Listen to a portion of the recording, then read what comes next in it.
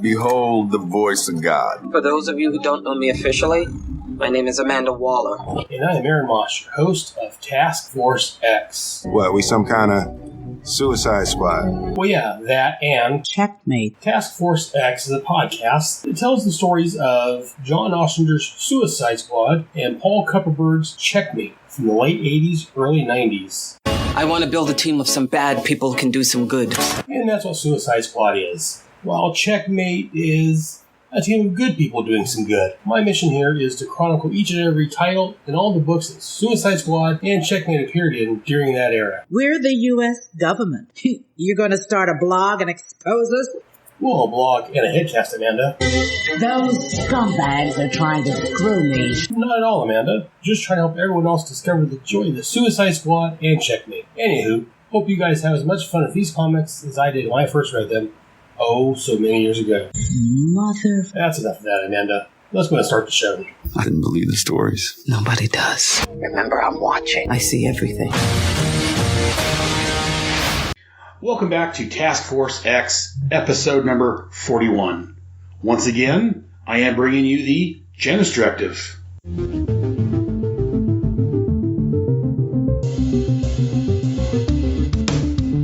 The Janus Directive.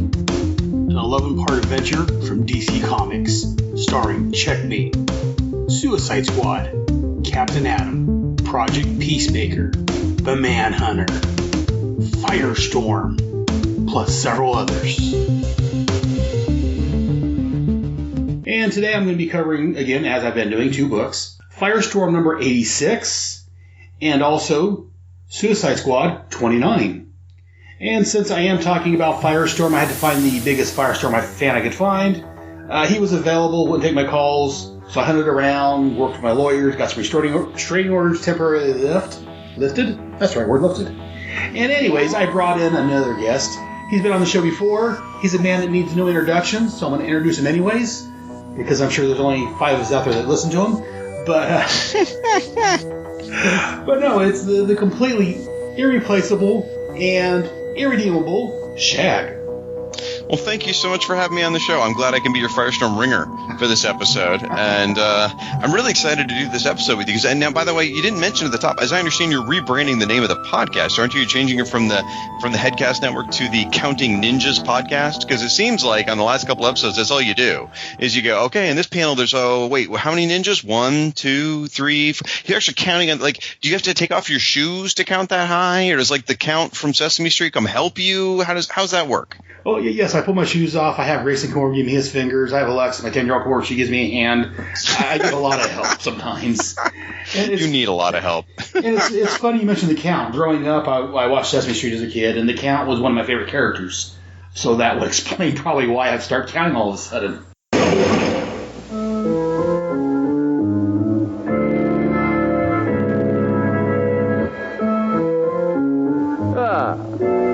Greetings. I am the Count. Do you know what? Look. Flowers. I will count them. 1 flower. 2 flowers. 3 flowers. 4 flowers. 5 flowers. 6 flowers. 7 flowers. I love to count flowers. We could use a little help from him down here in Florida right now trying to figure out how to count. Because apparently we don't know how to do that with our ballots, but that's not our first time. See, you're the guest on my show, so I didn't want to say anything, but Florida does seem to have a problem screwing things up. I wasn't going to mention the whole Bush thing, but you know what? And again, I wasn't going to blame you personally for this, but, well, I was, but just didn't want to get to your face. I got to earn that irredeemable name somehow. Well, you're doing a good job of it. Well, thank you. I'm very proud of that. Well, I'm looking forward to talking about Firestorm. This is going to be fun. Yeah, so Firestorm. We're talking about Janus Directive. Firestorm shows up. So first, before we go any further, the Janus Directive. I know on my G.I. Joe podcast, people listen to that. Sometimes my guests tend not to read the books that we're covering. That's classy. It's the artist and Pat, they're kind of sketchy at times. Never heard of those guys. I don't blame you. I try not to either. But but the Janus Directive, have you ever read this before? Or first time? Or are you reading it right now as we talk? I'm reading it right now. No, I read it when it first came out back in 88, 89. And so that was 30 years ago. And then I never read it again until you asked me to be on this podcast. And I said, I don't remember a damn thing about that, Aaron. And then I read it today. Or reread it, I should say. So it'd been a long time since I read the story, but I got to tell you, I really enjoyed it. It was a lot of fun.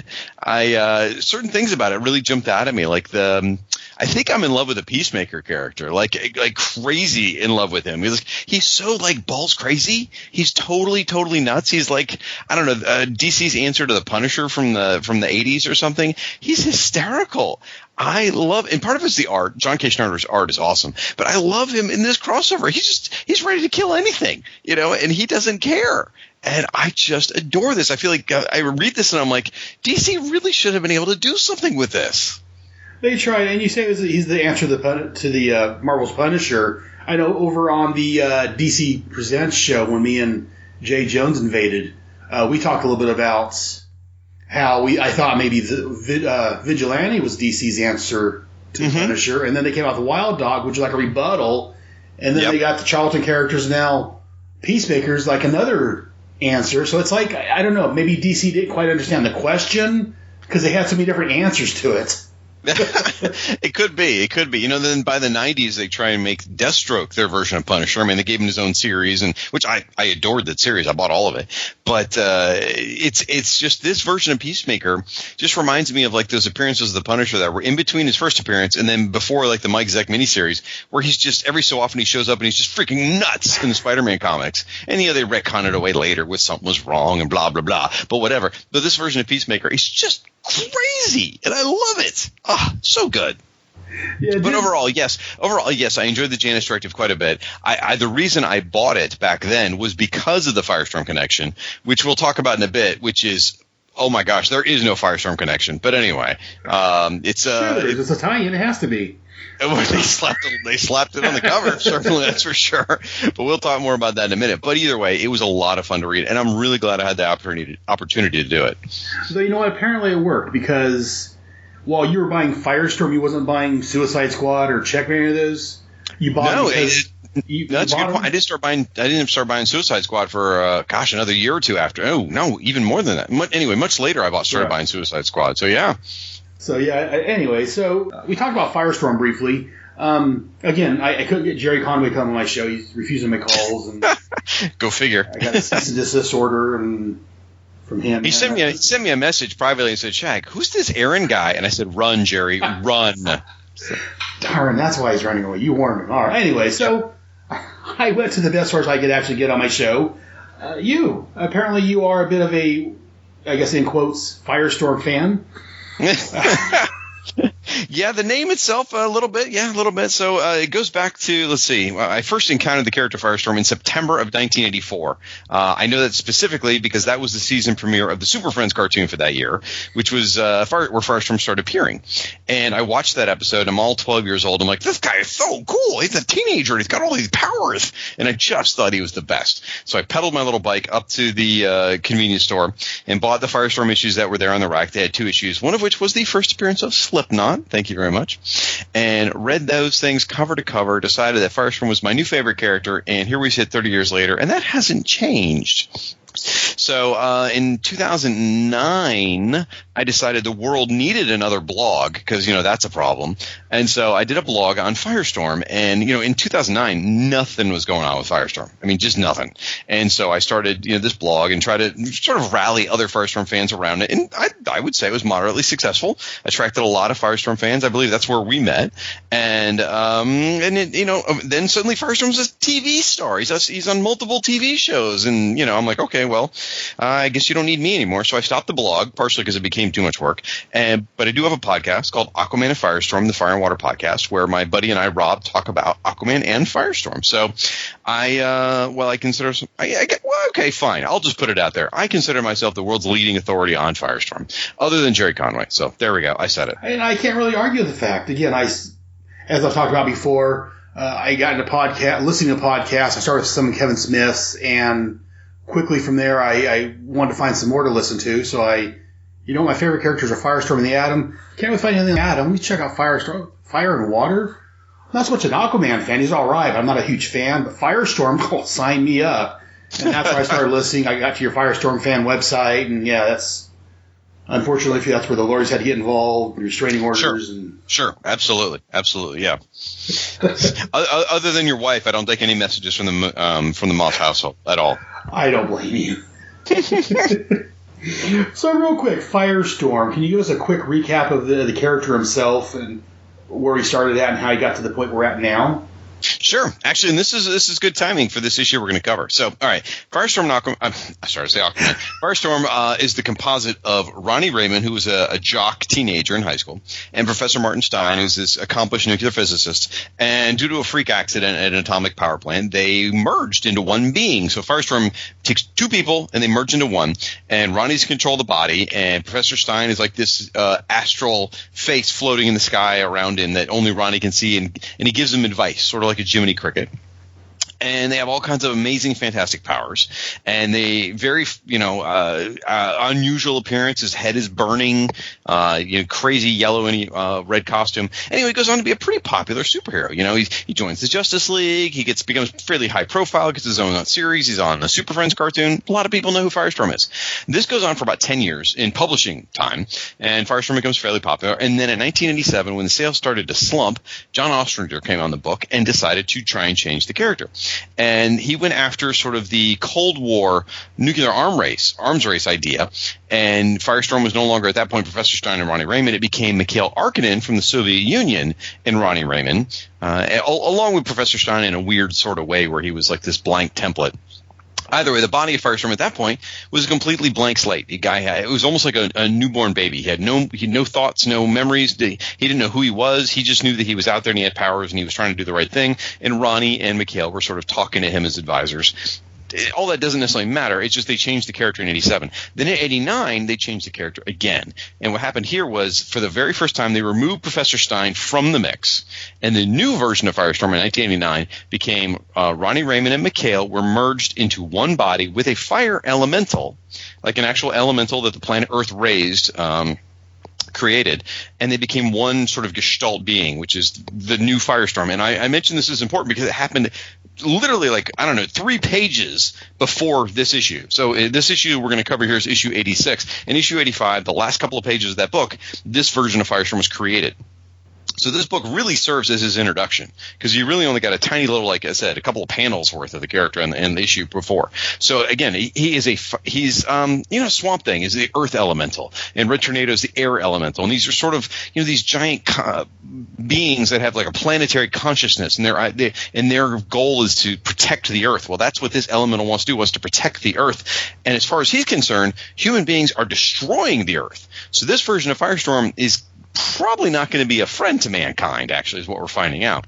And I mentioned Ronnie and Mikhail are in there, but they're not really, though. It's all just one being. Ronnie and Mikhail are completely subsumed. We don't see their personalities. We don't hear from them at all. They're just all part of one being now, who's this new version of Firestorm. He's got a completely different look. He's got like bare feet. He's very earthish. He's got a giant flaming mane, almost like a lion has a mane of hair. He's got a flaming mane. It looks very different and very striking, and I happen to love this version of Firestorm. That wasn't very brief. Sorry. I'm sorry, I was out getting me a beer. Did you start yet? Yeah, I'm done. It's good. I just talked about G.I. Joe. Hope that's okay. There you go. No, it's funny. I say you talk about how you've been a fan for a long time. And actually, I didn't become a Firestorm. I didn't start buying the comic that way until like a year before the story. I started during the blank slate era you talked about, 80, I think it was issue 74, 75. During that's a weird time to start collecting, man. During the Las Vegas demon storyline. Yeah, I started then. I liked Firestorm on the same Super Friends cartoon you referred to. I remember seeing him on there. But I didn't get into comic. I've always been a fan of superheroes and Batman and Spider-Man and all that. But I didn't get into comics until G.I. Joe issue 58, the one of Cobra Commander and the new battle armor, came out January of 87. That was the first comic I actually bought off the stand. And I went and started buying G.I. Joe. Then I started picking up Transformers. And one thing led to another, and I'm picking up books off the stands. And I was at I think it was like a 7-Eleven or some sort of, some other little gas station.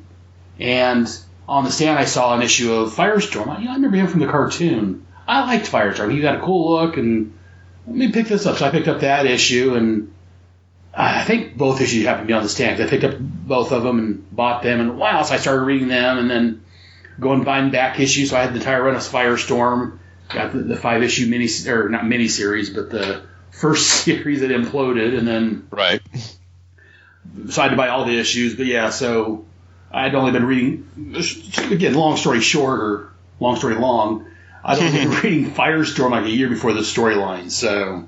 So you came in an interesting time where, like, again, Firestorm was the same for like 10 years. You know, that classic, iconic version of Firestorm. Yeah. And then in 1987, everything just started to change and change and change. And the character still, to this day, constantly changes. Yeah. And so you came in during a big period of change. So for you, it wasn't a big shakeup. But for those of us who've been reading for a while, we're like, what is going on? Well, I'm sure it looks like I came in, as I said, in the late 80s. So Crisis, I came back and read that after the fact. And I love the Crisis. I know a lot of fans wasn't happy with it, and I've got some problems with the way it ended, but that's for another podcast somewhere down the road. But I love the Crisis, but I can understand, because again, we've gone through, again, we're both fans right now, we both went through the whole New 52, the Rebirth, that whole debacle, and... Well, debacle's a strong word because some good things came out of it, and it just depends on, there's a lot of readers out there that love that stuff, and I'm not one of them, but, I totally understand now how the pre-Crisis fans feel about Crisis, because I love Crisis on Infinite Earths. I think for me, Crisis on Infinite Earths is when the DC Universe starts that I start caring about it, and now I understand better why the people from pre-Crisis don't like what happened, because I wasn't a very big fan of the New 52. I liked a lot of the Rebirth. But it still doesn't feel like my universe. My universe still feels like it stalled back in 2011, and I wonder what's happened to us since then. Well, that's what we talked about a couple years back on my Head Speaks podcast. To me, the golden era of comics is from 85 to about 95, in my opinion. That's right about the time I started, and I thought that was great at that time period. Again, the stuff that came before was good, don't get me wrong. And some of the stuff that came after wasn't horrible, but... To me, that was the golden era in comics. But how old were you in 85? In 85, I was 15. Oh, interesting. Okay, because usually they say the golden age of comics is however whatever year it was when you were 12 years old is usually what the golden age of comics is considered. But if you started when you were 15, then that would explain that. Yeah, it's usually when you start buying comics. And for me, I started buying comics in 83. I was 11, and for me, about 83 to 95 is like my favorite era of comics. Well, see, I didn't actually start buying comics till 87, so I was 17. Most people are getting out of comics, discovering girls. I realized the girls didn't want nothing to do with me already, so let's dive into these comics. Oh, poor Michelle. Poor Michelle. Yeah. Well, yeah, I keep her drugs, so that's another story. Right. Whatever it takes, right? She said she lost a bet, but works. Goodness gracious. Well, let's go ahead and move on. It's getting late, and it's even later for you. So let's go ahead and move on to the actual comic we're looking at today. Alrighty. That and the restraining order has only been lifted for a short period of time, so I got to get done with you. True that. Before the lawyers knock my door and demand I release you. So we're here to talk about Firestorm, the Nuclear Man, number 86. Are we? Are we not? Well, that's what the indicia says. But really, if you look at the cover, what is the name of this comic book? Let me back up half a step. That's what I got from Mike's Amazing World of Comics. Oh, you're not wrong. So that is legally the name of the comic book. Firestorm the Nuclear Man. This is me being totally a pedantic nerd here. No, that's fine. But yes, the title on the actual cover says Firestorm. Yep. A few issues. Firestorm the Nuclear Man was the name of the book since issue 64. Before that, it was Fury of Firestorm. Anyway, so it's interesting, like a couple issues before this, when they first started the Elemental storyline, they dropped the Nuclear Man, which in the letter column, people were always like, well, what's the name of the book? You keep changing the name of the book. And they're so frustrated. So by the time you get to this issue, technically it's so-called Firestorm Nuclear Man, but he's not the Nuclear Man at all. So I usually consider this issue the beginning of the book just being called Firestorm, in my opinion. But that's totally pedantic nerd, and if I keep stopping you, we're going to be here all night, so I should shut up. I'm not surprised. I expect you just to interrupt me and let me know what I'm doing wrong. There's so much. But so please continue with the very first line of what you were saying about this. 5 hours later. So again, from Mike's Amazing World of Comics, we're looking at Firestorm the Nuclear Man 86. According to the trade paperback in my hand, it's just Firestorm 86. There you go. The cover date was June of 1989.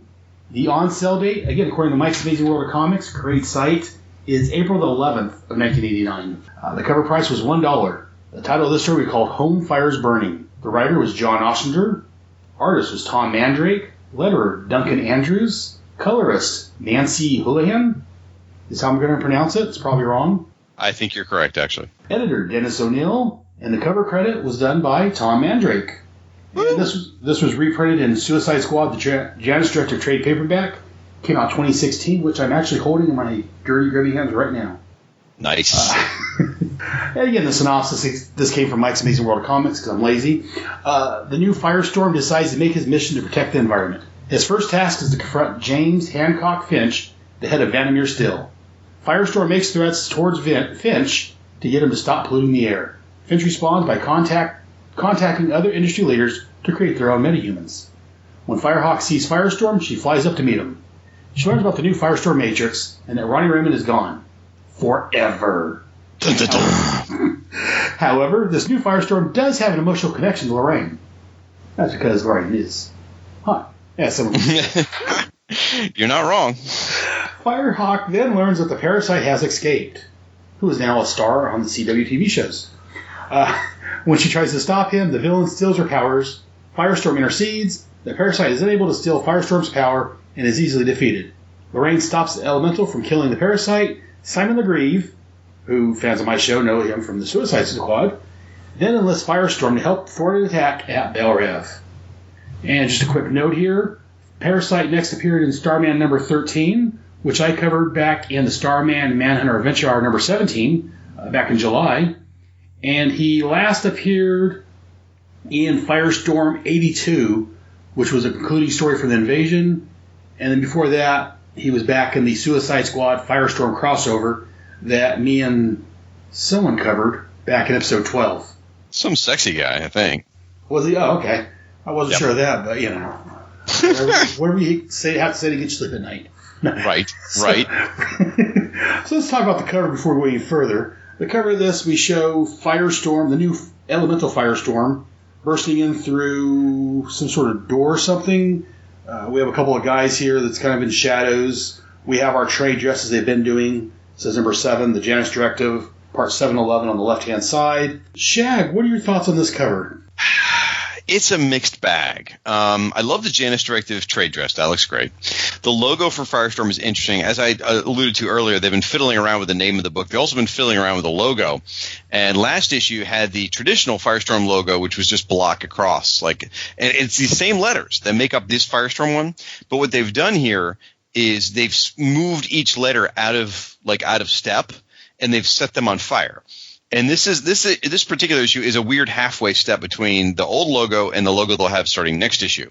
So next issue they'll have an entirely different logo, but it'll still sort of echo this in that the letters will be in the same shape and they'll still have the flames, but they won't be these blocky letters anymore. Anyway, the logo's in transition is guess what I'm trying to say.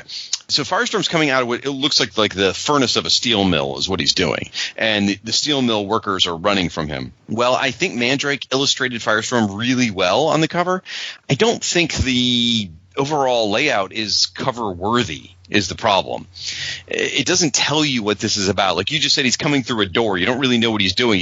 You don't really realize he's coming from the furnace of a steelwork without reading the issue. So I really feel like the cover's kind of a miss. Now, the next issue, if we were talking about issue 87, I would tell you it was an amazing cover. In fact, issue 87, I got printed on a T-shirt in the 1990s, and I wore that shirt till it fell apart, and I still have the rags that I used to wash my car with. That's how much I love it. This cover, not so much. Also worth mentioning, since we're talking about Mandrake, this is Mandrake's very first issue on the book. So the only place we've seen him so far was he did an ad for Firestorm, and then this is his first issue. So the cover is the very first time you see Mandrake's version of Firestorm, really. And I love his version. And this pairing is interesting. Tom Mandrake and John Ostrander, they worked together on Grimjack prior to this. But after this pairing on Firestorm is going to lead to their pairing on Spectre. It's going to lead to their pairing on Martian Manhunter. It's going to lead to them doing a lot of DC work together, which is pretty cool. So what do you think of the cover? I have to agree with you, unfortunately. I mean, I try not to agree with you too often because that can be a scary thought. But yeah, no, I agree with you. It's a decent cover, but yeah, I love the trade dresses I've talked about every episode. The Firestorm logo, it's different. And again, as you said, it's going to keep changing for a little bit, so it's not bad. And I love Firestorm, no matter his form for the most part. I love him coming out of the furnace there, but yeah, it is rather vague, and it's not a great. I don't know who designed the cover, if that was Tom or whose idea was for the cover design, but I think they could have done a better job. Yeah, it almost seems like it's taken from a panel in the comic. Almost, yeah. That's what I was looking at real quick. So, yes, sir. Go ahead. Well, I was just saying, are you still on Mike's Amazing World? No, I am not, but I can get there in just a minute. Nah, it doesn't matter. Anyway, folks, at home, if you're on Mike's Amazing World and you look at this issue of Firestorm, just click back one issue to look at the cover and click forward one issue to see the cover, and you'll just see the amazing transition it goes through for the logo and then how great the cover of 87 is, but it doesn't really matter. So you were going to ask about a scale of 1 to 5? Yes. How would you rate this on a scale of 1 to 5? 1 being horrible, 3 being a decent cover, and 5 being something you want to hang as a poster on your wall. So 3 is a decent cover? Yeah, 3 is decent. It's like a 2.8 is where I'm sitting. I don't know if I'm allowed to do numbers that way or not, but yeah, I have. I know. We talked about Pat and Jared over on their Long Box Crusade. They're not a fan of halves and quarters and stuff. Perfect. Then I definitely stand by my number.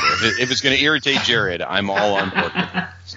But yes, I don't mind the quarter numbers and the parts because sometimes, well, that's what it calls for. And see, when I was looking at this, I wasn't thinking about a partial cut, so I was going to give it a 3. Okay. But yeah, I can definitely see your 2.8 because that's very much. Yep, it's just a fraction below being a decent cover. Now, if we're talking about the next issue, 87, on a scale of 1 to 5, I'd give it a 7. So, but what are your thoughts on the issue itself? Well, okay, let's talk about it in 2 different ways. Let's talk about it as an issue of Firestorm, and let's talk about it as a installment in the Janus Directive. We can talk about at the same time? Well, let's do the Janus Directive one first, just because that'll take about 4 seconds. Yeah, pretty This much. is not a crossover of the Janus Directive at all. There is one panel where Simon's on the phone talking to Flo, which we then see Flo's version of that conversation in the Suicide Squad issue. And then there's a panel at the end where he goes, "Oh, by the way, go help," Simon says to Firestorm, "Go help my friends at Bel Rev." And that's it. I mean, that is it. If I was, because I came to this, remember, as a Firestorm fan. So I bought the Janus Directive 30 years ago because I was reading Firestorm. So I probably was fine with it. I really don't remember because it's been so long. But as a fan of the Janus Directive, if you weren't buying Firestorm and you read this, I'd probably be like, what the hell? Where's my give me my $1 back. There is nothing in here. There is no reason for me to buy this comic. Yeah, pretty much. I have to agree with you 100% on that fact. As I read this, and then I read the Suicide Squad 29, as I looked through this, I'm like, well, you know what? I'm going to say this, but I don't mean it. You could have left Firestorm out, the Firestorm issue out. Yeah. And it wouldn't have had any effect on it. Again, being a Firestorm fan, I love the fact that you get Firestorm wherever you can. So I'm happy with that. And seeing how John Ostrander was writing both Suicide Squad and Firestorm, I see why he made it part of the crossover. Because he tended to blur his comics and mix a lot of, He had his own little corner of the DC universe going, yeah. Yeah. Between this and Spectre and... Well, he had Firestorm and Suicide Squad going and Manhunter. All 3 of those going at the same time. And all 3 of those we had things spliced amongst the 3. Then Manhunter and Firestorm goes away, and he still has Suicide Squad and, there were other books. I can't remember off the top of my head what he was writing. But those all kind of wove together, too. Now, I will tell you, I finished reading Janus Directive today, as I said. So Firestorm does play a pretty big role later on. I mean, he does some pretty big stuff, but this issue doesn't. I guess. All right. There's two ways to look at this. One is this issue would provide a good primer to someone who's unfamiliar with the character. So when they see Firestorm later in the Janus crossover, it makes more sense. I'll give you that. But really, the real reason this is in here, not because John Ostrander wrote it, I mean, sure, that's part of it, but the real reason this issue is part of it because they introduced a new version of Firestorm and they wanted to get it out to the public as widely as possible. And doing it as part of a crossover is the way to do it. By putting this Janus Directive, by putting the Janus Directive label on this issue, it got a lot more eyes on the very first appearance of Elemental Firestorm, which got a lot more exposure to the character, which helped it probably in sales wise. So I have to believe that's why they did that. You know, now that you mention that's very good because I say that it's again John Oster's writing both this and Suicide Squad. The art in these issues have taken a more darker turn in quotes. More like the Suicide Squad is, more darker and grittier. Mm-hmm. It's not what I call a 4-color superhero book. Right. It's a more darker book. So yeah, I could definitely see, especially tying it into a book like the Suicide Squad that's already that format and that type. Yeah, that is a good way to introduce the in quotes, new Firestorm. Yeah, interesting. DC was so hot on this book, or at least they were either hot on it or desperate, one or the other. They actually sent out, and I have a photocopy of this back in 1989 in March, so a month before this issue of Firestorm hit the stands. They sent a photocopy of this issue to the retailers. And even with the letter here from Bob Wayne, here, I'll read this. It's super short. It's from March 15, 1989. Dear retailer, we've got a brand new look for Firestorm. It looks so different that we want you to take an advance peek at it. Writer John Ostrander has reunited with his former Grimjack collaborator, artist Tom Mandrake. Together, Ostrander and Mandrake will show you a new Firestorm, not just a superhero, but a force of nature. Will he remain mankind's protector, or will he become its destroyer? An ongoing series in the DC Comics standard format, and it talks about the shipping dates and all that. And it's signed by Bob Wayne. So clearly they were either very excited about this direction of Firestorm or they were just desperate to make sure it's sold, one or the other. So they slap a Janus Directive logo on it. They send out advanced copies of the issue to people. I mean, they really gave a big push for Firestorm's launch as an Elemental. So I got to think all of that's tied in, and those are the real reasons for doing this. Well, you mentioned about this stuff they sent out. Just wondering if someone wanted to see this stuff that was sent out. Is there someplace on the internet they could look at it? Sure. They go to firestormfan.com. There was a post way back on March 8th, 2010, so eight and a half years ago. The post is called Elemental Firestorm Promotional Efforts 1989.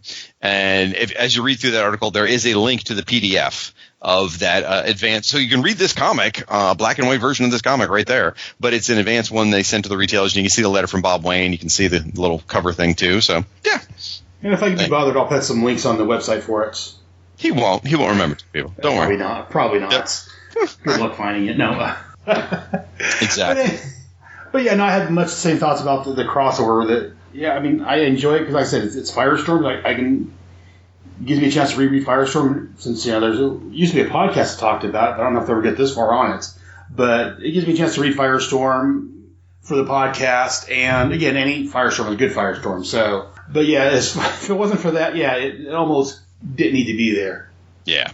So I think that closes out the Janus Directive part of this conversation. The other part of the conversation, what did I think of this issue? I loved it. I think this is a fantastic introduction to the Elemental version of Firestorm. He's such an interesting character because when they did the blank slate one, he was confused for a year. He was just this one, he comes out of the gate as an incredibly strong character. I mean, he knows who he is. He knows himself. He knows his mission.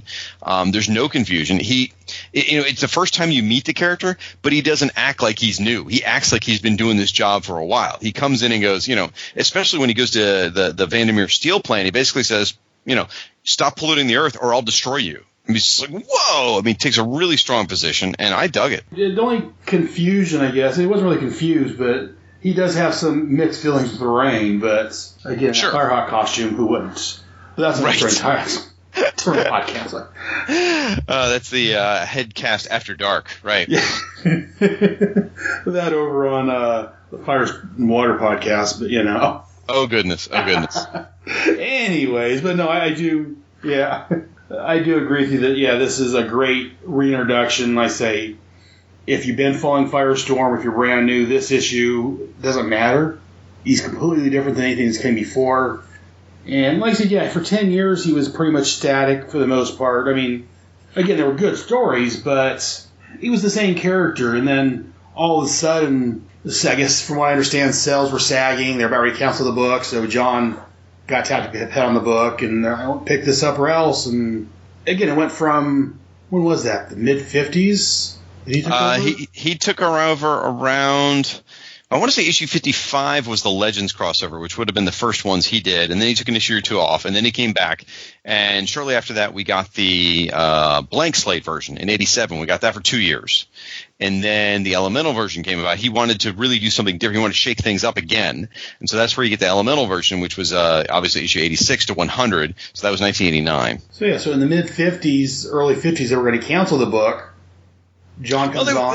They weren't going to cancel. Well, it's just sales were. Jerry Conway had left the book, and it was a little bit directionless, and they didn't know who they were going to tap for it. They brought Ostrander on, and yes, that's not so much they were going to cancel it. They said that sales are flagging, and we're going to give you 6 months to turn it around, or we're going to have to think about what to do with this book. Okay, see, I read that as in 6 months this is going to turn around, we're canceling it. But I mean, that is sort of the implication. So yeah, I guess splitting hairs here. But yeah, just looking previously, Paul Kupperberg wrote it for a little bit in that time period, and yeah, they were mainly all fill-in issues at that point. They weren't sure what they were going to do. Yeah, Jerry's departure was pretty abrupt. So yeah, 55 was John's first issue.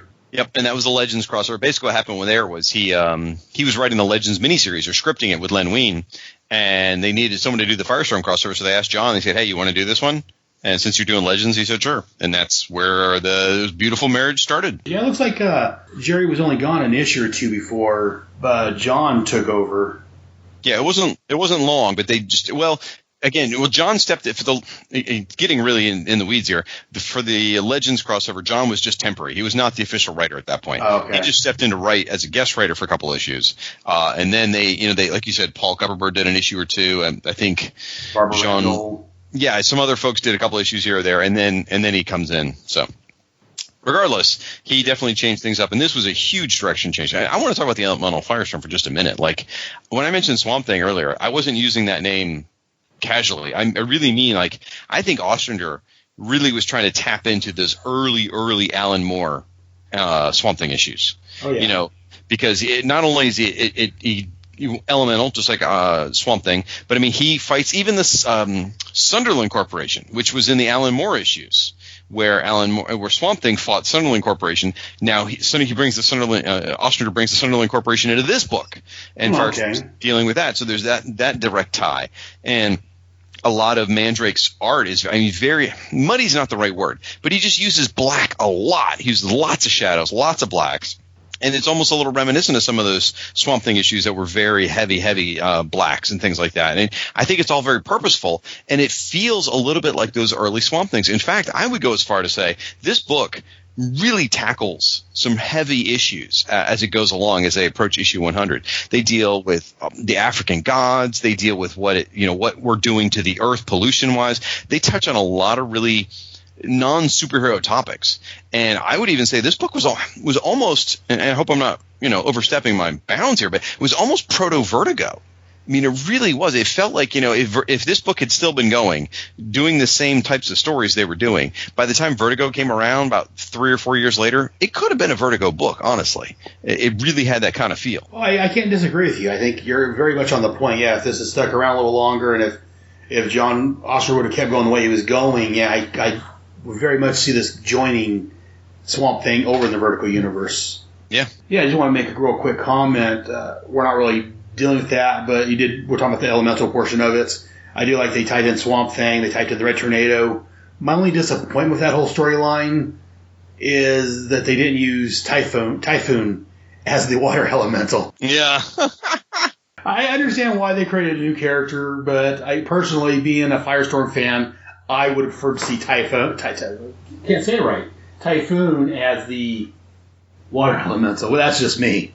I found your word nuclear. You can't say Typhoon. Yeah. That's great. All right. And I find that funny. I've been listening to your podcast for years now. I forget how long when I started, but I've been listening for a long time. And whenever you say nuclear, it sounds fine to me. So I don't know what Rob's talking about. I think you're doing. If I pause, I can do this. It should be nuclear. That's how you say the word. I say nuclear, though. I can't help it. I've been saying it wrong for. Maybe I'm saying nuclear. Maybe I'm saying it the same way. It sounds right to me. Maybe I'm wrong too. I just don't have Rob Kelly telling me, "No, Aaron, you're doing it wrong." Right. Well, that's okay. we're all saying it at home when we listen to our phones and iPods and whatnot. We all just shake our head and go, "Oh, Aaron. Oh, Aaron." That's right. Whatever. I'll say classic. We'll be fine. Perfect.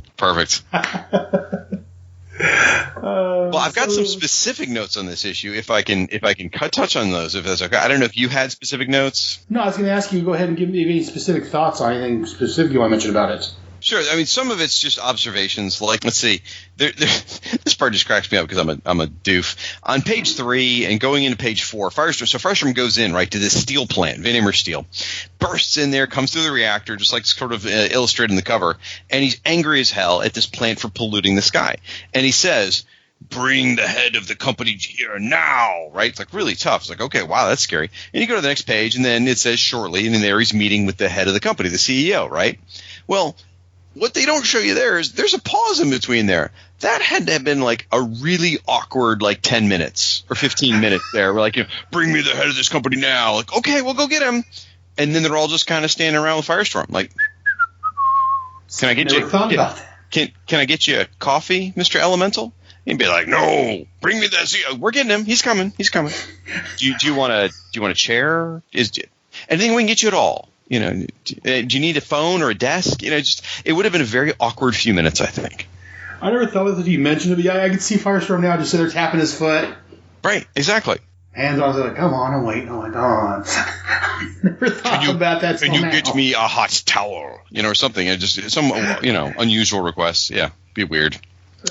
Then also on the same page, I do like Mandrake was paying attention to his Firestorm history here. When Firestorm detonates their furnace, it says "Woom Fazam," and Fazam, Fzaam, is a Firestorm explosion sound. That Fazam is a very common Firestorm noise, if you will. And I was very pleased to see that. I'm like, oh, look at that, man! It's Mandrake's first issue, but he's paid attention to history, so that's a nice credit to Firestorm history. So, all right, now I have a question for you. This ties into Checkmate because I never read Checkmate. Actually, and to this day, I think the only issues of Checkmate I've ever read are the Janus Directive issues. It's just never been a book I ever explored. I've always felt like I should, especially since it's like one of my favorite eras of DC. I really should read it, but I just never got around to it. So Harry Stein, whenever I run into Harry Stein, all I can think of is Martin Stein because obviously, I'm Firestorm programmed here. Did they ever try and draw allusions between Harry Stein and Martin Stein being connected, related, knowing each other, anything? No, I've never seen anything. He started off over in Vigilante. Okay. Harry Stein, he showed up in Vigilante as a New York cop. He got fired from that. And then when Paul Kupperberg canceled or ended Vigilante, right after he started up Checkmate, he brought a lot of those characters over. Okay. So as far as I'm aware, I've never seen any reference to him being related to our Professor Stein. Okay. But there's never been any reference that I've ever seen anywhere. That just means Roy Thomas never wrote the character then, because anybody that has the same last name and Roy Thomas likes to connect. So, all right. And is John it just Byrne? Right? and is it just me, or does Harry Stein look and act a little bit like Maxwell Lord? With the brown hair and the cigar and the suit and the barking at people, I don't know. He seems very Harry Maxwell Lord to me. He's more of a, I don't want to say honest, but he's more of a legitimate Maxwell Lord, I guess. He's not as... That's fair. Again, as you may know about Maxwell Lord, I don't know why, but... But yeah, no, Maxwell Lord's always been kind of, to me anyway, he's been kind of schemy, been kind of borderline... Not quite sure about him. Harry Stein, yes, he's very much a legitimate version, if you will, of Maxwell Lord. I think he does have that look and the same kind of mannerisms to a point. Well, I do like throughout the Janus Directive the visual cue, so you know it's Harry Stein because he's just a guy with brown hair and a suit. Could be anybody. Right. Is the cigar in his hand? Like yes. That's your visual cue to know that. That's Harry. Okay, I like that. Since I was talking about sound effects, I got to bring up one more. Over on page 13, when the parasite attacks the poor guard and the poor scientist, he absorbs the life energy out of both the guard and the scientist. And the sound effect that is written out here to represent him sucking out the life energy is the word suck. Suck. Oh, how many? 1, 2, 3, 4, 5. Look at me. I can count too. Something like 6 U's. I love that. That is absolutely adorable. And it repeats throughout the issue. Anytime Parasite uses his power, the sound effect is suck, which is hilarious. I don't think I remember seeing that in previous issues. I'm not sure. I have to go back and look and see if that's what they did it previously or how they did his whole absorbing in the other issues he's appeared in. I don't know. Now, interesting, Parasite, he's a Bronze Age Superman villain, or at least maybe even earlier than that. But in Post-Crisis, he was introduced in Firestorm. So he's a Firestorm villain in Post-Crisis, which is kind of crazy to think of. But we'll take it. Yeah, and to me, he's a Firestorm villain because, that's where I first discovered him was in, I think, with the Legends Firestorm crossover, if I'm not mistaken. Yep. But man, if you ask a Superman fan, they hate the green Parasite. They're furious about it. He should be a Superman villain. He should be purple. All right, get over it. Yeah, I can't blame them. I see where they're coming from. But again, like you, this was my first Parasite. I don't think I read it because I read a bunch of Bronze Age and Silver Age books before, but I don't think everything with the Parasite until the Firestorm issue. So to me, he's a Firestorm villain. Same here. So, interesting things as you read this story. Again, if it's your first time reading the book or if you've been a long-time Firestorm fan, I mean, the big things that really affect you are, this is the first time we've got a Firestorm without Professor Stein. He's not part of the mix, which is a big deal because Professor Stein's always been kind of the compass of Firestorm, whether it was the original or the blank slate. Mm-hmm. We've lost Ronnie and Matt. They've really changed the whole format. It's interesting. They've changed the whole format of the book, basically. You've lost the two main stars of the book, Ronnie Raymond and Mikhail Arkanen. They're gone. We don't see them again until issue 100. And that's only for a couple of minutes, and that's because the series was ending. So they've actually removed the two main characters from the book. The lead superhero has completely changed. The only things that have really remained from the previous version of the book was you get this IMHS, which is the Institute for Metahuman Studies, headed up by Simon Legrieve, which is an organization that studies metahumans. You got Firehawk. You got Professor Stein, and really is a supporting character, and everything else has changed, though. I mean, the art direction is completely different. It's an entirely different book, and that's fascinating that they're able to pull that off on issue 86. And very daring, too.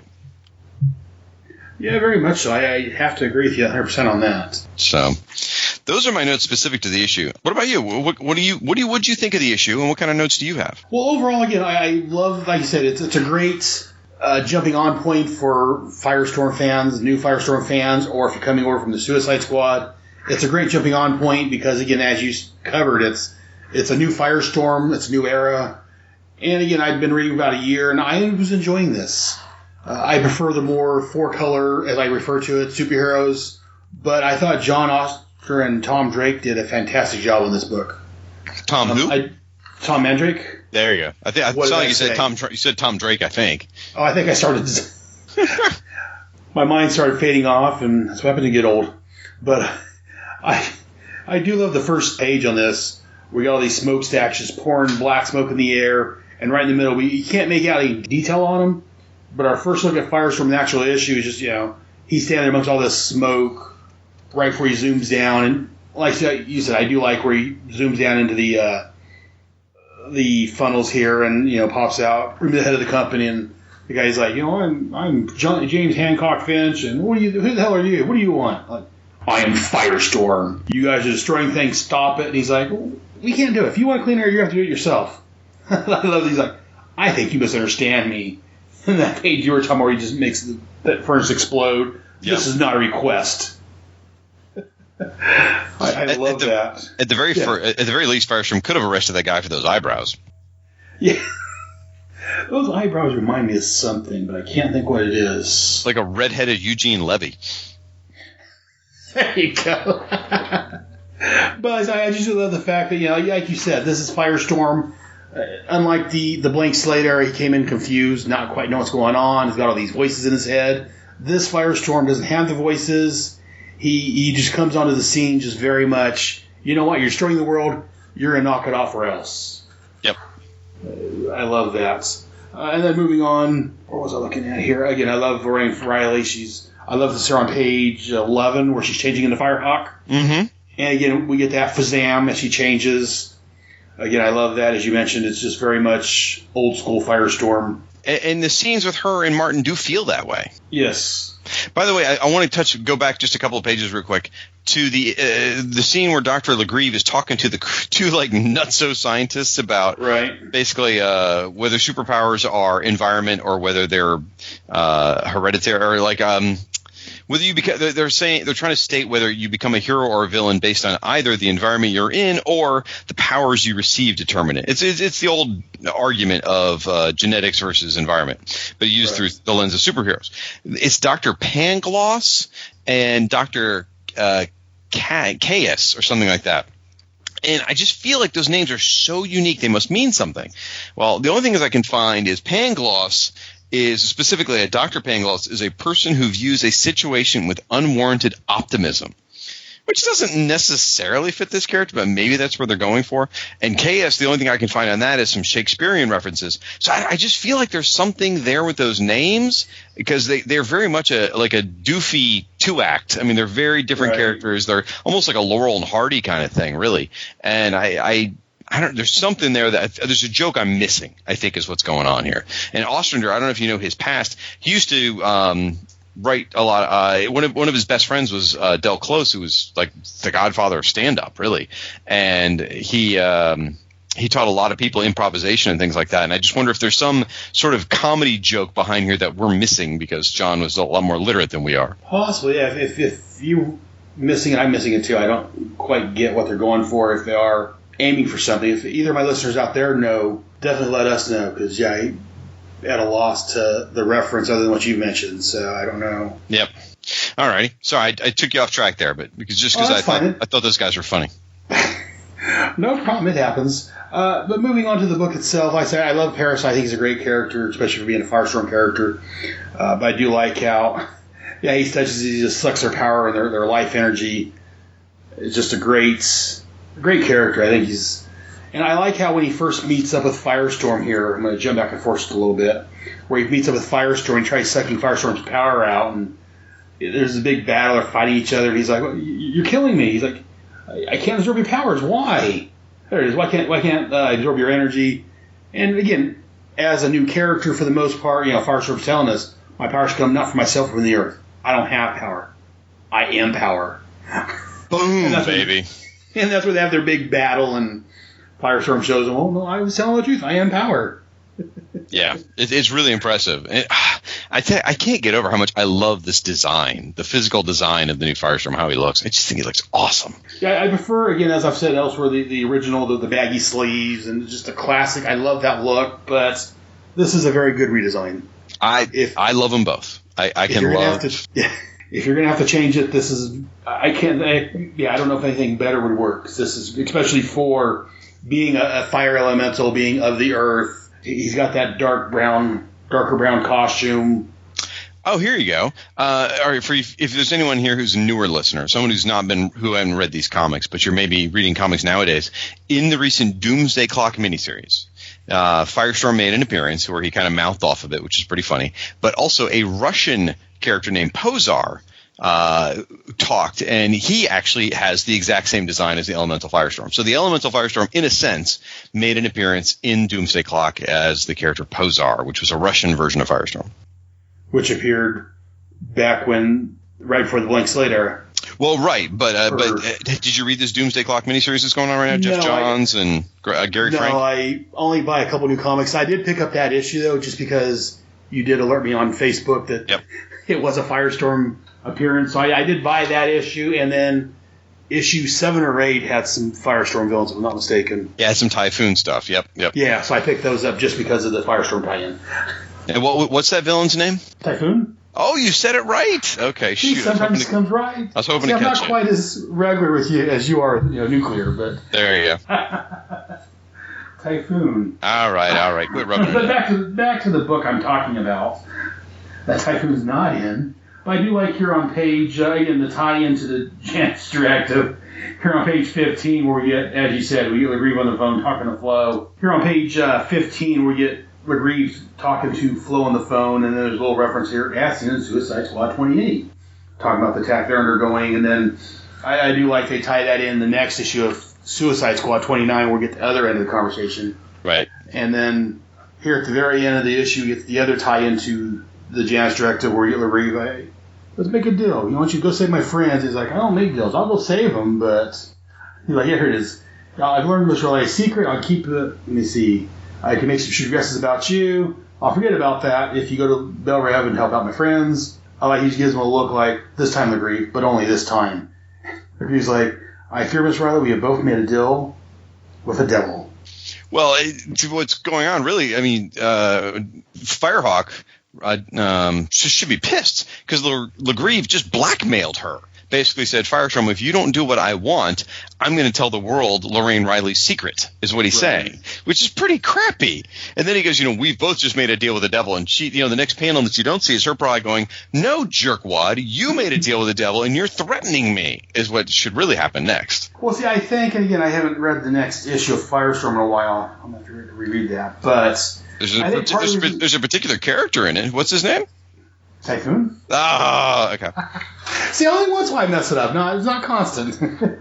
But I think part of the reason why we don't see her more mad than she probably should be is because, A, she's got a gut punch that, her and Ronnie was coming close, and she's just found out that Ron is, in quotes, no longer around. I was trying to find the exact phrase he used on it. There it is. Ron Raymond no longer exists. Yep. Between that and having the parasite suck her powers out, she's probably didn't. I don't think she caught on the implication of what LaGrieve was saying. I think she remains powerless for a few issues too, if I remember right. I might be remembering that wrong, but I think so. I think you're right. That's probably why she. Cause otherwise, I could see her turning on, socking him, or excuse me, threatening me. Right. But it's all just an excuse to get Firestorm into the crossover. And hey, like I said, it helps boost sales for this new launch of Firestorm. I'm all for it. And like I said, anytime I get a chance to read Firestorm, I'm going to take it. So yep. I love Firestorm. It's great. So any other thoughts on this issue? Well, not to say on this issue. I just have one or two more thoughts on Janus Directive. One is that one of the things that really broke my heart in the Janus Directive was when they just totally destroy the 4th of July. Because as doofy as they are, there is something and I can't quite explain it, that I love about superhero or super villain teams, whatever, that have a theme. Like Mike W. Barr was the best at this. Like, so you get the 4th of July, who's all patriotic theme. Mike W. Barr gives us the Masters of Disaster, which were all, disaster-related characters. He would always give you these themed teams, and I just love this kind of stuff. And now you are a role player, sir, just like I am. Yes. And so I was so inspired by the 4th of July. In one of our role-playing campaigns, it was a superhero role-playing game. We were playing DC heroes, and it was set in the DC universe. We were like these, schmuck heroes. Anyway, I made up a group of supervillains called actually, they were superheroes. It's complicated. But anyway, they were characters called the Revolutionary Warriors, and it was all patriotic theme. Like, I had a Valley Forge character who had ice powers. I mean, that kind of ridiculous, Liberty Kid, silly stuff like that. But I mean, it all came from being inspired by the 4th of July. And I was just so bummed to see him torn apart in this storyline. I get why you had to have some kind of stakes, and there were good characters to provide stakes, but it just made me sad. No, I agree. I enjoyed the 4th of July. I enjoyed Barr's run on the Outsiders. I thought that was great. I loved, like you said, the characters he would come up with. In fact, talk role-playing games. I played Heroes Unlimited, some buddies of mine, and when the gaming I was run, I had a group of characters that was based on elementals. Oh, okay. Same type of thing. I just a stone guy, air, and all that. So I'm very much with you on liking teams that are made up with a specific background or something, or with a some sort of look to them. So I again, it's going to be a bad habit. I agree 100% with you on that. And actually, again, that's why I like you so much, because we're both Firestorm fans, and sadly, I think we have more things that are alike than different. So terrifying that. And I'm going to return the compliment by saying you're right about something, and this just leaves in like a total acid bile taste in my mouth. But anyway, my wife says the same thing. You rave about and cheer about how cool the Checkmate Knight outfit looks. And I totally agree. Again, I didn't read Checkmate growing up, but I always thought the costume looked so awesome. In fact, when I would draw characters for role-playing games when I was a kid, I mean, going back to 86, or I guess 87, 88, whatever, all those years we were in role-playing, I would draw characters, and I usually started with like a Checkmate guy's costume. and that would be the base. And just sort of start tweaking it from there, because I always thought that was the slickest looking costume I could imagine. I thought the guy looked, and whether it was the knight version or some of the pawns or rooks or whatever, they all just looked so cool. And the little modifications they would do, or some had a vest, some didn't. They just looked boss. And you're absolutely right about that. Yeah, I didn't get a chance to talk about this issue because, they haven't shown up yet in this issue. Obviously, but yeah. I think they'll show up in the Suicide Squad a little bit. But, so we'll take a moment here just to say that, as I say every time I talk about the Knights, I love them. It was a great design. It was a Byrne, wasn't it? It was. See, I talked to Paul Kupperberg about this quite a while back on this show, and he said it was mostly Byrne. He had some influences, and Steve Irwin. Really? I think the Crocodile Hunter. Okay. Yeah. when he's not saying crikey and getting stuck in the chest by a stingray, he does some drawing. Too soon.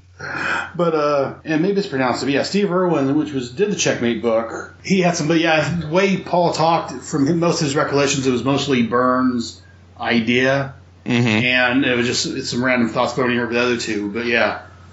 I mean, it makes sense. Byrne in the 80s could do no wrong. The man knew how to design costumes, that's for sure. I was going to say, this was back when Byrne was good. Back in the 80s, it's the whole Superman and... Oh, yeah. Alpha Flight, everything the man touched, Fantastic Four, everything the man touched was gold. And his Namor run, everything was just exceptional. Yeah, but in later years, we're not going to get into that right now. But all a matter of perspective. To some people, they probably love those other stuff. Oh, I'm sure they did, but...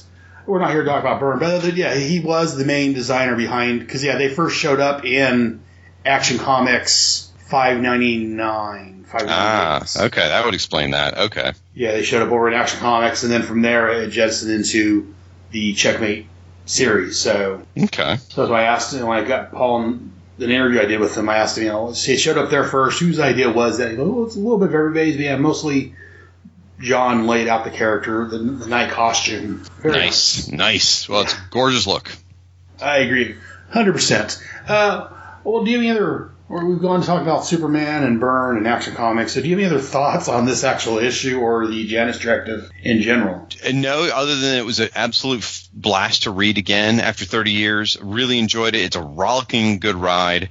If people can get their hands on that trade paperback, I'd recommend it, because I just blazed through the whole thing today and had so much fun with it. So I appreciate the opportunity to go back and revisit it. I don't get a chance to do that a lot, so thank you. Oh, no problem. Thank you for appearing on the show. And like I say, if you want to check that out, I definitely recommend In Stock Trades. I'm not affiliated with them, but I heard some other podcasts I listen to is always mentioning them. It's a sickness. But yeah, no, that's why I found In Stock Trades, was because of your Fire and Water podcast. So nice. I definitely pick up most of my trades from them when I can. When I get the extra money. They're like half off there, so might as well. Yeah, I'm getting the Suicide Squads, even though I've got all the books. I'm getting the G.I. Joes, even though I've got most of those books. I'm trying to collect all the trade paperbacks just to have them. Because, again, as you said earlier, it's a sickness. I was going to say that it's nice to show your dedication and your irresponsibility with your money. Very much so. Yep. So, anyways, I've talked to you long enough, and I'm sure that the police will be knocking on my door to demand me to release you. So, before I let you go, if people are silly like I am and want to hear more about you or hear more from you, where can they find out more about you and what you talk about? Well, I appreciate that, and I appreciate you having me on the show. Thank you so very much. And if they do want to hear more, well, first of all, then they should go see their doctor and ask them why. Then they should head over to the Fire and Water Podcast Network, where we have a whole series of shows. I'm only one member of a larger group of people who have a number of shows. Now, these people are far more talented than I am, but we've got, personally, I appear on the show about Aquaman and Firestorm. I'm on a show about Who's Who, the old comic from DC Comics. I'm on a Justice League International podcast that I host. We have another podcast called Digest Cast, which is about those little digests you could get in the grocery store years ago from DC Comics. And I appear on a lot of other shows, but we've got shows, again, with other folks dedicated to Star Trek and Star Wars and MASH and Cheers and Bob Dylan and Team Up comic books and other superheroes and just anything you can imagine. We've got a show for. And again, all that's over at Fire and Water Podcast. So, and let me say that I love the Fire and Water podcast. Again, that's what got me into podcasting, one of the things. And I love your guys' Who's Who? Yes. I can't say. Who's Who show. I love those. Well, thank you. The one I didn't listen to was the Legion. Oh, just because I like the Legion. I'm not a huge fan. I never had any of those, the Legion Who's Who book. Again, I don't have, the hatred of 1,000 Blazing Suns or whatever that Rob has. But well, the Legion ones, it takes a special person to listen to because, first of all, they're super long, so we cover 2 issues in an episode.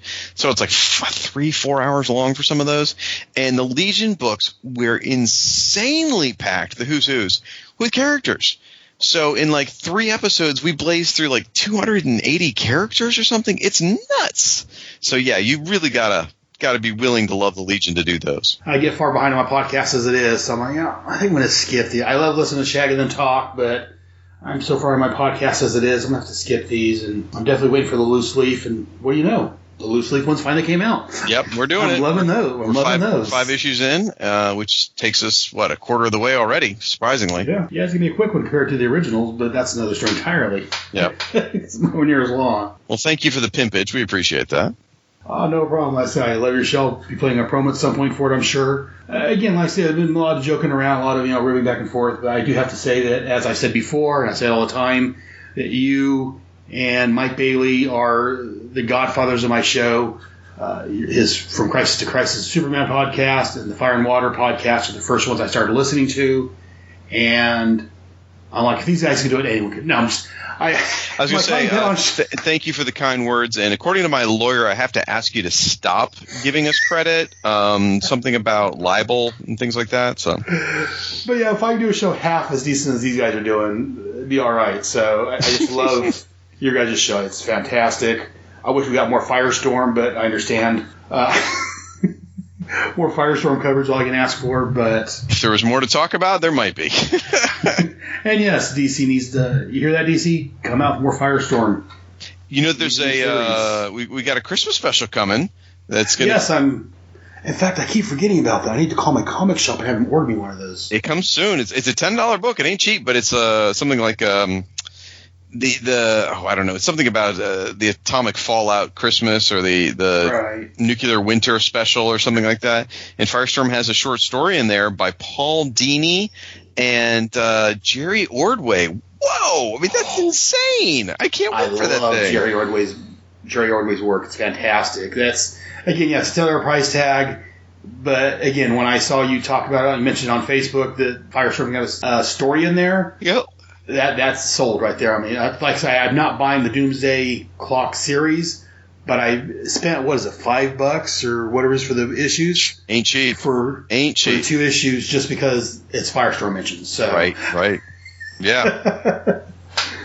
But yeah, between Firestorm showing up there, Starman showing up, a couple different places, showing up in the Justice League. Yep. My era is returning, I think. Oh. They're definitely trying to tap that 90s vein. You can feel it. As long as they tap the good part of it. But that's another story entirely. Well, again, I don't want to keep any longer, so I wish to thank you again very much for talking with me, and hope to have you on here again at some point. Thank you so much. I really appreciate it. Folks, enjoy the rest of Janus Directive. It's awesome. And that was the irredeemable, irreplaceable, and the irreforgettable. And that was Shag. Thank you very much, Shag. At this point, we're going to take a commercial break, and we'll be right back. We'll be back after this break. Don't touch that dial, for goodness sake. Aquaman and Firestorm fighting crime together. Soak them down or burn them up. No one does it better. Whenever you find trouble, they'll always be there to catch them in a bubble or even torch their hair. They stand for truth and justice in sea, on land, and air. Firestorm and Aquaman, they make a super pair. The Fire and Water Podcast, celebrating Aquaman, King of the Seven Seas, and Firestorm, the Nuclear Man. Available weekly on Aquaman Shrine, Firestorm Fan, and on iTunes and Stitcher. I'm one of your hosts, the Irredeemable Shag, here to talk about Firestorm. Along with me is my co-host Rob Kelly, here to talk about some guy that talks to fish. Really? You're going to pull this crap during the promo? Bad enough I have to put up with your shenanigans every week, but...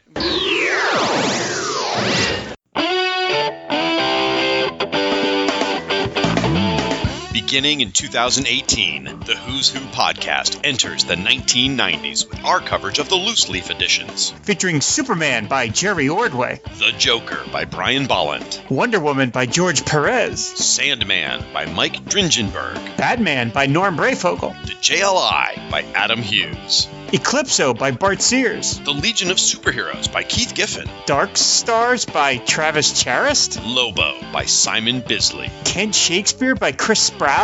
Who is that? Doomsday by Tom Grummett. Wait, are we covering these by issue or in alphabetical order? The Justice Society of America by Mike Parobeck. The Forever People again? You are f***ing kidding me. Doom Patrol by Richard Case. I'm so confused. And many more. The Who's Who podcast, going boldly into the 90s. A proud member of the Fire and Water Podcast Network, I guess.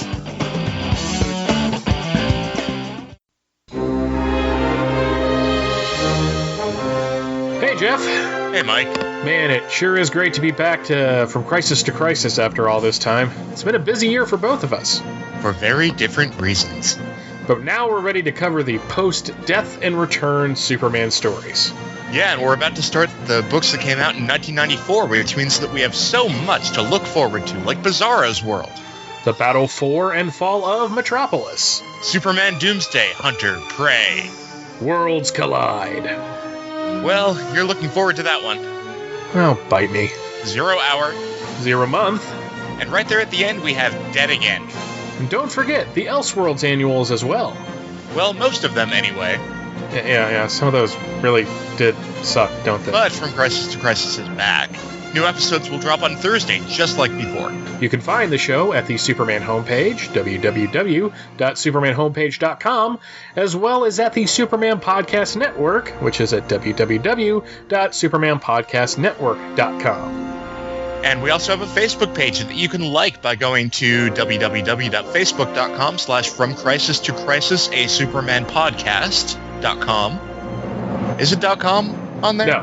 No, it's not. No .com. Forget that.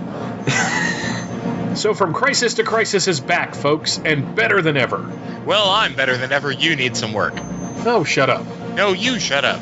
No, you shut up. No, you shut up. No, you shut up. No, you shut up. No, you shut up. From Crisis to Crisis, a Superman podcast, covering the post-crisis adventures of Superman, 1/2 month at a time. Every Thursday at www.supermanhomepage.com and www.fortressofbaileytude.com.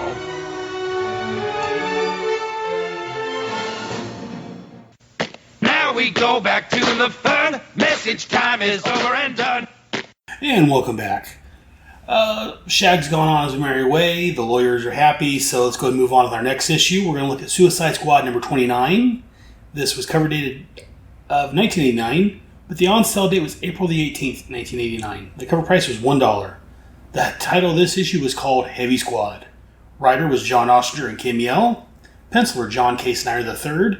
Inker Pablo Marcos. Letterer Todd Klein. Colorist Carl Gafford. And editor was Robert Greenberger. The cover was done by Carl Kiesel, and this was reprinted in the Suicide Squad, the Janus Directive trade paperback in 2016. Again, the credits and the synopsis I'm about ready to read came from Mike's Amazing World of Comics, because he's amazing. The synopsis: Harry Stein and Wade Ealing join forces to send agents of Checkmate and the Atom Project in an all-out assault on Belle Reve Prison. Their mission is to capture Amanda Waller. While Peacemaker and Major Force concentrate their efforts on the exterior of the facility, Valentina Vostok and Knight John Reed release the surviving members of the Force of July. This group then meets up the Suicide Squad in battle. Elsewhere, Blackthorn hunts down Amanda Waller.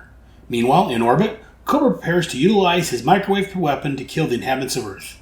Manhunter has infiltrated Cobra's ranks disguised as one of Cobra's ninjas. Back at Belle Reve, Firestorm arrives on the scene and engages Major Force. As the battle reaches its apex, Amanda Waller dons the Medusa mask and uses it to halt the fighting. She brings together the leaders of the various groups and reveals that Cobra is the true villain involved. A doppelganger was supposed to have replaced her, but she caught on and had been orchestrating events to gain more information on Cobra's plots. Now for my thoughts on this. Let's go take a look at the cover. The cover, again, we start out with our trade dress on the left-hand side. It says the Janus Directive, part 8 of 11. At the top it says number 8. Let you know the order to read this book. On the main cover itself, we have our Suicide Squad logo, and we're inside a room of some sort, control room, which I can tell from the main character on here that's the Bell Rev control room.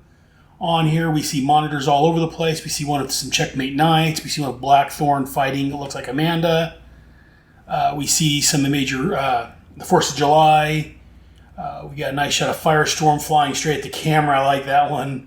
We get, I believe this is Murph smoking a cigarette, hitting the red alert button. The room's lit up in red. Coffee or some sort of liquid spilled all over the counter. Ashtray full of cigarette butts.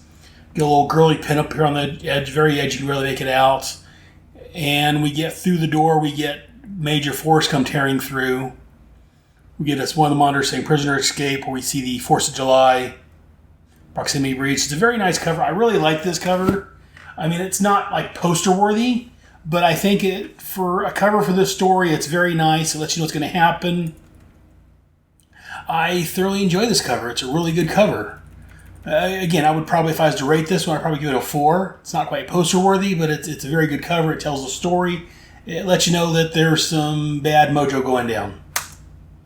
Moving on to the story itself, our first page, I like this, has the title, Heavy Squad. And again, we get just kind of a page that tells what's going on overall. We got Cobra in the background. In his hand, on the side, we got the Checkmate Knights, Major Force, Blackthorn. On the other hand, we got Suicide Squad with Amanda Waller. We see Pacemaker flying from one hand to the other. Cobra laughing in the background, saying that, he's control. These are his pawns.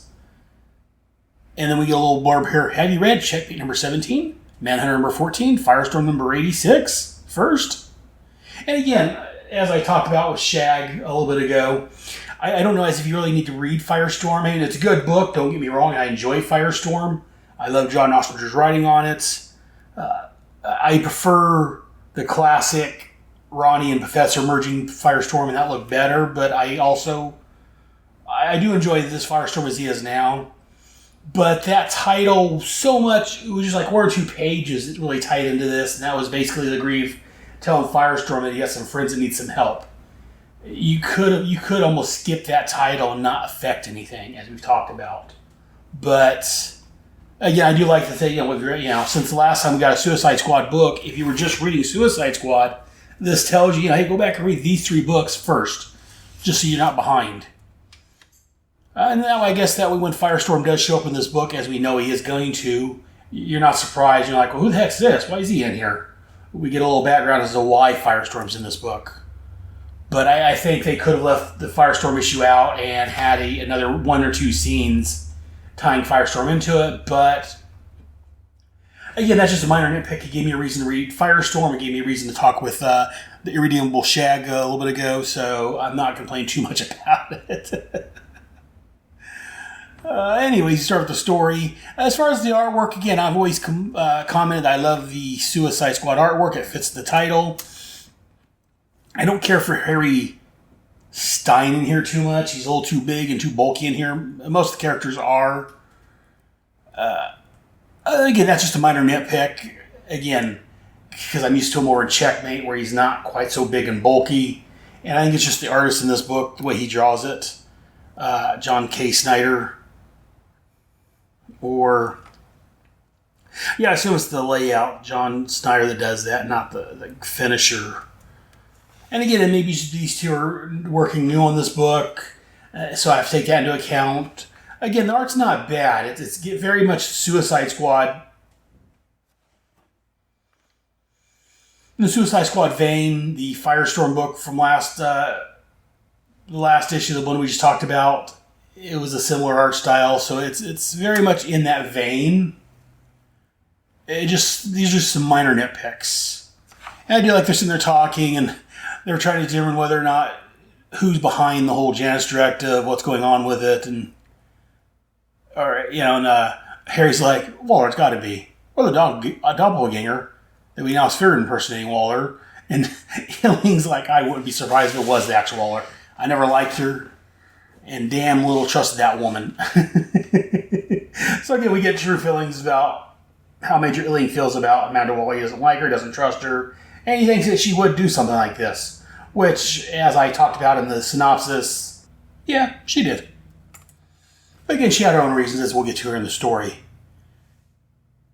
And Harry tells her, well, it's your opinion, you're entitled to it, but Waller needs to be taken out. And Eileen's like, your last shot didn't do too well. He's like, well, last time we're going to be subtle. Now we're just going to go balls to the wall and just take her out. And Harry tells Eileen that they have allies inside, that their first move, as we read about a couple issues ago, was against the 4th of July. And here we find out exactly, because I don't think we found out really who all survived that little skirmish. We find out now that 2 of the people were killed, and the rest are incarcerated in Bel Rev. And if they bust in and free them, I'm sure they're going to join up. Like here on the table, we get a big map showing Bel Rev as Harry and Eileen are going over and discussing their plans and trying to figure out how to take Waller out and stop the Suicide Squad. And Eileen says, he's going to lead his men in. And he asks Stein, are you going to lead your men too? He's like, I haven't got much of a choice. We haven't got a lot of people left. Bulk and I both have to go. And Eileen's like, oh, nuts. Waller betrayed you and you want to be there when she gets it. Maybe. Let's head out. So again, Eileen's like, oh, yeah, you don't have to be there. You want to be there to nail Waller's butt to the wall. I like that. We get a nice outside shot of the Bel Rev Penitentiary. I always like these outside shots of the prison.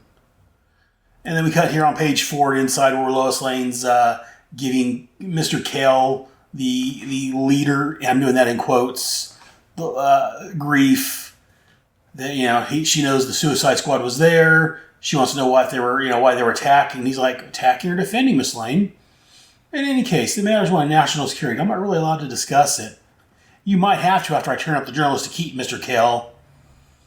And we get Amanda from off panel saying, persistent witch, isn't she? Maybe we should have Deadshot shoot her. So it's like, Deadshot's an Arkham, Amanda. Remember, you bet him there. I know that fool. What I'm saying is that maybe we should get him out and then have him shoot Miss Snoop of 1989. And then she yells for Murph, who, again, that's who was on the cover, Murph. We see him sitting there smoking a cigarette, say, it's been 3 days. You really think those posters are coming slow? Ain't nothing going on. As he's saying that, Amanda's like, yeah, I can feel it in my bones. In the background, we see Peacemaker's chopper come flying. And I always love that sense of, I guess, it's an irony, where he's like, there's nothing going on. It's peaceful, it's quiet, ain't no one coming. As a helicopter comes flying and ready to bombard the building. I just love scenes like that. And again, as I've said before, I love Amanda Waller. She's just great. She's very forceful and bearing, and she makes her will known. Here on top of page 6, we get Peacemaker shooting the prison, explosions all over. Boom, boom, boom. Okay, I think the doors are open. I got the doors open, but I think they know we're coming. Move it out. And I believe this alien come running out with a gun. He's like, I think they know we're here. Is that Fruitcake's joking? Fruitcake joking? Charge! Get a bunch of men in green military garb come rushing in. And here at the top of page 7, I love this scene of the Checkmate Knight and Val and Blackthorn come flying down out of a helicopter. It's a great scene. And Murph's like, get hold of Jaeger. Where are the blazes, Sheba? Which is the Suicide Squad helicopter. And as they're talking, Harry's saying, everyone go into the pool, let's attack.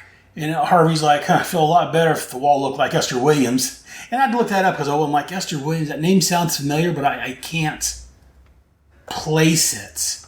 So I used my Google Foo skills. And apparently Esther Jane Williams was born August 8th of 1921, died June the 6th, 2013. She was an American competitive swimmer and actress. So I'm assuming that's who he's talking about because, again, as we know from Checkmate, Harvey is a big fan of Bogart movies, so I would assume that he's a big fan of all movies of that time frame. And again, just looking here on Wikipedia as far as her acting skills, her acting ability and all that, she worked for MGM. In some of the movies she's been in, I don't know if I know them offhand. She started, the first movie looks like was Andy Hardy's Double Life. And then she was in quite a bit of movies. I'm just doing a quick run through. And none of them really jump out at me. But then again, I'm not Harvey Bullock. I'm not a fan of these old movies. There's one, Take Me Out to the Ball Game, sounds familiar. pageant love song, Texas Carnival. Again, nothing really jumps at me. Something I would have seen more than likely. The Big Show. That's Entertainment 3. She played herself in that one. So yeah, she acted. That came out in 1984. But before that, her last movie was 1963. So she was active. Looks like for 20 years, from 42 to 63. So she had a pretty good career. So and again, someone with Harvey Bullock's movie repertoire, I guess you could say. I can understand why he may make that reference. Again, here on page 7, we got a nice scene of the Checkmate Knights flying in. The next couple pages, some battle, different fights of Checkmate Knights. We get one here of, I think this is Washington and Thorne and Valstock fighting some guys. We get something from the first page, the cover, Major Force breaking into the side of the building. I like the Major Force like, always did want to bust me up a prison. Gets Total Factory and a prison all in the same week. Somebody up there must like me. As he cracks into the side of the building. And Peacemaker's up above watching. He's like, every fiber of my being screams to destroy Major Force. He's my enemy. But no, war breeds strange allies. But I'm told necessary ones. All alliances are made in hell. And so again, we get Flo on the phone talking to Dr. LeGrieve, saying that no, we won't be able to send anybody. We know you have a situation at IMHS, but we got a situation worse here. We're under attack. And she falls to the ground. Because again, this ties into and again, this is the other reason to read the Firestorm book, because LeGrieve was talking to her about wanting some more patients, some more people to study. He wanted to get rid of Parasite and bring in some other metahumans. And he's like, I can't do it. We're busy here. And he'd be here, Flo, are you all right, Flo? And again, so this is where they could have split a page in showing him sending Firestorm out to help. But again, not going to complain because again, we got a chance to read Firestorm. It gave me a reason to talk about Firestorm in this show. So I love me some Firestorm. So here on page 10, we got Lois Lane rushing out to the battle, and Cal's like, Miss Lane, stop. I can't guarantee your safety out there. He's like, you can't guarantee it in here. And the story is out there. Again, pure Lois Lane, rushing into the heat of things, not caring where it's at, the danger she's in. She rushes out for the story. You got to love Lois Lane. And again, here on page 11, we get some soldiers run up to the wall. We hear get some shooting going on, the soldiers falling down. And then we show Duchess on top of the wall. All right, you pitiful worms. If it's war you want, it's war you'll get. And the Peacemaker flies up in his ship. Tag, you're dead. And I love this image here on bottom page 11 with Duchess pointing her big old gun up at the helicopter. It's just helicopter versus chip with a gun. Fantastic. And before she can take him out, Sheba shows up and starts firing at the helicopter. Peacemaker's like, where the hell did he come from? Come on, baby, turn around. Let's get in our licks. And so we have a little bit of helicopter fight here between the two helicopters. Peacemaker helicopter blows up. He goes flying out towards Sheba. He's like, okay, Titty Man, is that how you want to play it? And Briscoe's like, Sheba, emergency, evasive, pill. As Peacemaker comes flying through the window and grabbing Briscoe, I think it's Briscoe, by the neck. Now, Scum, I'm going to rip your throat out. Sheba, touchdown, shut down, emergency procedure. And then back inside Bell Rev, we get a Checkmate Knight. I believe it's Gary Washington, if I'm not mistaken. I'm terrible at names. Saying, you know what, bust you out of here. You help us bring the Suicide Squad back. You interested? And I think this was, I want to say Major Force, but that's not it. That's the Injustice League guy. Their leader, I forget his name now. He's like, they attacked us without warning, killed two of us. Two of the finest Americans I have ever known. Oh, yes, we'll help. So Checkmate Knight's like, get to the back of your cells and cover your faces. And so we see Silent Majority. Again, their leader, I forget his name offhand. And the chick in the Statue of Liberty costume in these cages. And as they blow the cell, the Checkmate Knights show up. And we get Ravon, Bronze Tiger, and Vixen. And Bronze Tiger's like, Amy, you feeling reasonable about this? I hope not, because I sure don't. And again, we'll get a little fight here between these, 6, 7, 8, 9 people. We get Revon fighting Valstock. We get Bronze Tiger fighting the Knight. Vixen's taking on, I forget his name, the leader of Force of July. And then behind him, we see, I think it's Silent Majority, if I'm not mistaken. And the chick just the Statue of Liberty getting ready to attack. And then we get, meanwhile, aboard Cobra's craft, Hell Cobra! And so they're talking about their pulse cannon that they're working on. And then he calls for one of his men to report what happened to his plans in Chicago. The guy reported, he's like, one they called Manhunter tried to escape us by jumping in the river past our fusillade of bullets. Although nobody's found the water, we bring these items, his mask and tunic, to prove that he's dead. No one can survive such an attack. And Cobra's like, I am not satisfied, but it must suffice for now. And then we got a cutaway of the night, kind of like the old Spider-Man, half Peter Parker. Same type of thing, half Ninja and half Mark Shaw.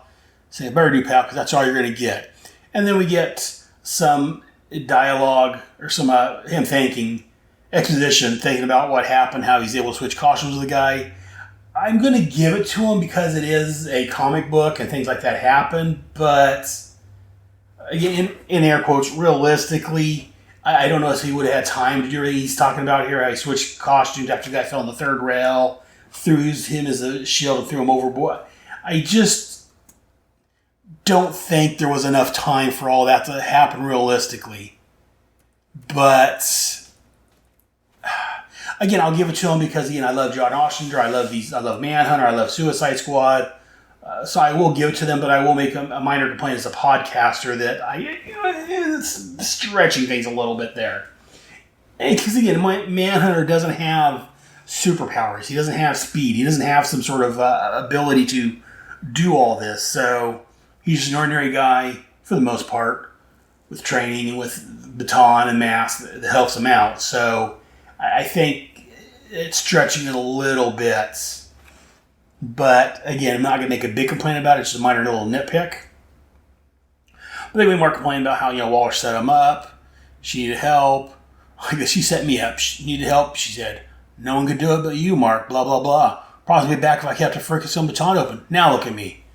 All I do now is free the captains, blow up the weapon, save the Earth, and find a way home. Whatever price I'm charging Waller, it's too little. I just love Mark's inner monologue there as he's complaining about what's going on. And then we get Blackthorn here on page 19 sneaking in. Here, Tubby. This man steps out with a gun aimed at Blackthorn. Tubby, my butt. A little firefight between the two. I just love that. And again, we get some more fighting here on page 20. We get Major Force. He gets engulfed by fire, and he's like, who the hell? A little dialogue. His name is Firestorm. Want to play rough? I'll give you rough. And here at bottom page 20, the two, Firestorm and Major Force, shooting their powers at each other. It's fantastic. And again, this is just a big fight page. A couple pages fight scene here. We get just more fights. We see here on page 21, Bell Rev's on fire and flames, destruction. And then we get here at the very bottom of the page, we see eyes that are lit up, looks like, or something. It's kind of what this picture is supposed to be. But it says, stop fighting. You've all been... Oh, you know what? I'm sure that's Firestorm.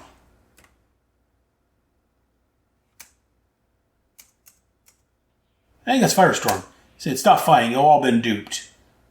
And so they do a little truce. And we get Harry Stein saying, I thought you were one of the doppelgangers. I was supposed to be, but I dropped the doppelganger who came for me and extracted enough information so I knew what the basic skinny was. And the reference back to Suicide Squad 26, which was before this, it was issue before this whole thing started. There was a brief scene where Amanda got back from dealing with the Justice League International, and she walked into her apartment, and she's like, I've been waiting for you. And that's all we really saw of that. And this is where they following up on that. Apparently that was her doppelganger going to take her place, but she took the doppelganger out.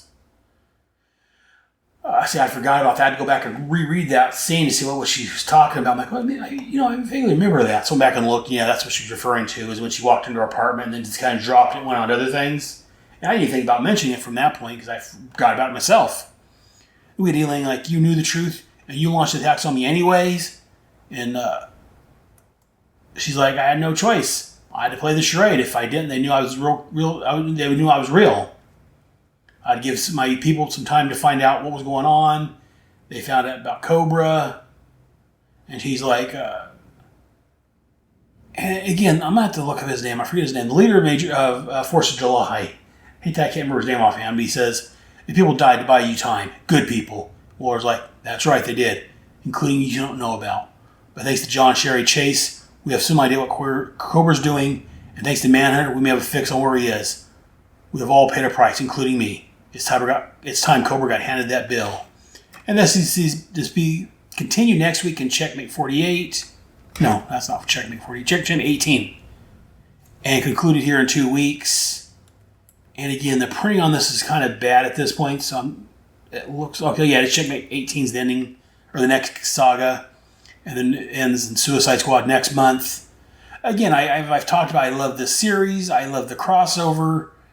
I think they're doing a good job. Letters of note. There's one from a letter hack, notorious letter hack, Uncle Elvis. They're talking about the Deadshot miniseries at this point in the letter column, which we covered here quite a while back. And another writer, Charlie Brown, wrote into the book. Charles Brown was talking about that he's dying for more stuff, where Luke Dahl inks his own work, and we get an editor's note here that he's penciling and inking the Phantom book these days. They're up to issue 4 on that one, it looks like. But again, not much else to really go about from here. We got some that said they didn't care for the covers on the Deadshot books. If I remember right, I enjoyed them for the most part. Some parts was better than others, but... And then the next issue book we talks about how it's wrapping up Checkmate 18 and Suicide Squad 30. And then again, Aftermath of Sorts and Captain Atom 30, which I'll be covering here, and a little bit at the beginning of Firestorm 87, which again I'll probably be talking about a little bit here. But again, another great book, another great series. I really love this, as I keep saying. But that's going to do it for this episode. Join us here next month when, if all goes well, I should be talking about, as the book just told us, Checkmate 18 and Suicide Squad 30, parts 9 and 10 of the Janus Directive. Also check out my other shows over on Head Speaks. I'm still talking about the Armageddon 2001 crossover. I've got a couple months left on that. G.I. Joe, I'm talking about the cartoon, the comic book, and I may be making some changes to that show here coming up soon. Things I'm kicking over on that show. Go and listen to that if you're interested in G.I. Joe. And then there's the Starman Manhunter book, which I started the last leg, or I'm starting the last leg of the Manhunter portion of the book. So check us out over there. Also, if you enjoy this show, or if you don't, send me some feedback. Let me know what you like about it. Let me know what you don't like. Give us a rating on iTunes, or now it's Apple Podcasts, wherever you get your podcast from. Leave us a rating, send us an email, send us a Facebook message, or the blog, or the website, wherever you want to. But let us know what you think. I'm curious to hear what people think about this show and my coverage of it. All right. But I guess that's going to do it for this time. I want to thank my guest host this month, Shag, once again.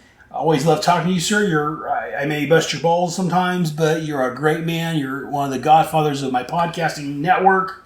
I thank you very much for appearing once again. Hopefully I can get you on at some point. I think we're going to be talking a little bit about 87, Firestorm 87 briefly, but it's just a minor talk there. Hopefully I can get you back on for something else. I know we're going to talk about doing some coverage, having you on my Starman show at some point in the near future. We'll see how that works out. I know you're a busy man with your own podcasting empire, but thank you very much again. And a long story long, thank you very much for appearing and talking with me. Thank you all out there for listening. I appreciate every one of you. Until next month, squad mates, dismissed.